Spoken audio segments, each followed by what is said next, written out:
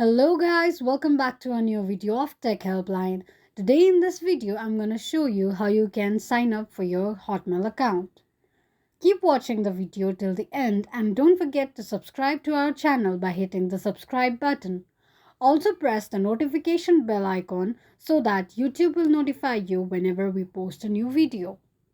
So to sign up for your Hotmail account, in a search box type in Hotmail sign up and make a search. Click on the first link shown in the page. Click on Create Free Account. Now enter your email to create your account and tap on Next. Create a password and enter the password you would like to use with your account and click on Next.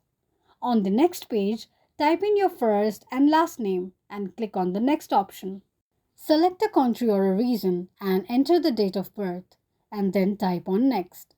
Now, all you need to do is solve the puzzle to verify that you are not a robot and click on Next option. You can either use visual or audio for the verification. After the verification is completed, you are now successfully signed up for your account. This is how you can sign up for your Hotmail account easily and quickly in few steps.